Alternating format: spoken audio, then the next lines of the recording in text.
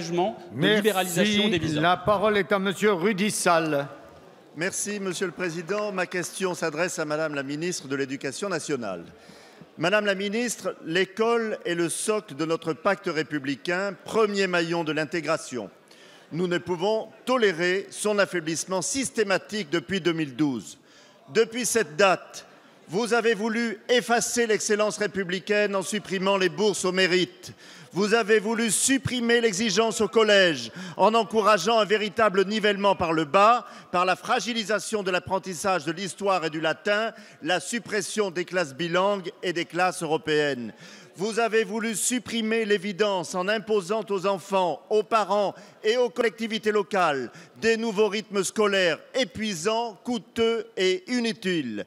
Vous continuez de cultiver des divergences profondes avec l'ensemble de la communauté éducative, notamment en l'ignorant. Aujourd'hui, vous choisissez d'offrir des bourses de 1 000 € aux élèves en décrochage scolaire, sans responsabilisation, sans suivi, ni personnel encadrant. Vous allez encourager le décrochage des jeunes les plus faibles à sortir du système scolaire et à la marginalisation. Au lieu de ces primes à l'école buissonnière, la lutte contre le décrochage devrait passer par des actions de prévention sérieuses et un accompagnement dès l'école primaire, en assurant notamment la maîtrise de la lecture et l'écriture pour tous. L'apprentissage du français doit être prioritaire à celui d'une autre langue, surtout si cette dernière renforcerait un sentiment communautariste. Il faudrait également améliorer le rôle et la responsabilisation des parents et enfin développer l'apprentissage pour réintégrer les jeunes dans un parcours de formation. Madame la Ministre, quand allez-vous abandonner vos idéologies de saupoudrage et vous attaquer enfin aux véritables maux de l'école et proposer de véritables réformes de fond pour notre système éducatif? La parole est à Madame Najat Vallaud-Belkacem, ministre de l'Éducation nationale, de l'Enseignement supérieur et de la Recherche.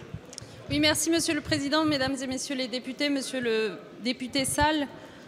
Ma foi, vous n'êtes pas à une contradiction près, alors je vous avoue que j'ai du mal à savoir par laquelle commencer.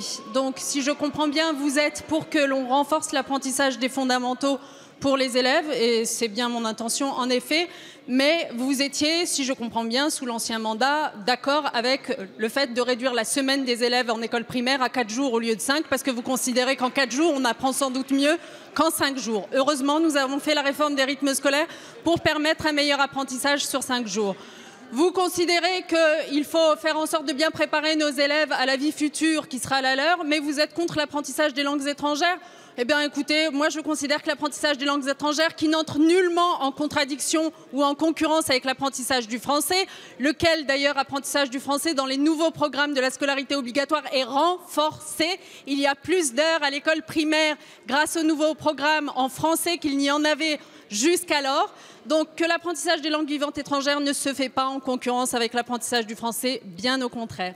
Vous considérez ensuite que la réforme du collège va creuser les inégalités ou que sais-je? Eh bien non, la réforme du collège est faite au contraire pour s'assurer que tous les élèves qui sont au collège comprennent les apprentissages et le sens de ces apprentissages et réussissent leur scolarité.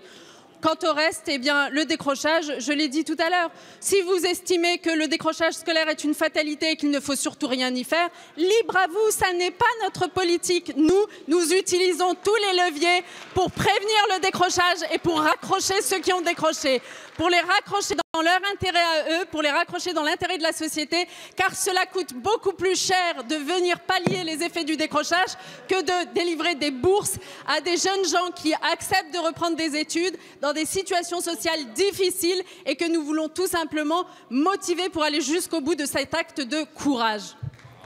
Merci, Madame la Ministre.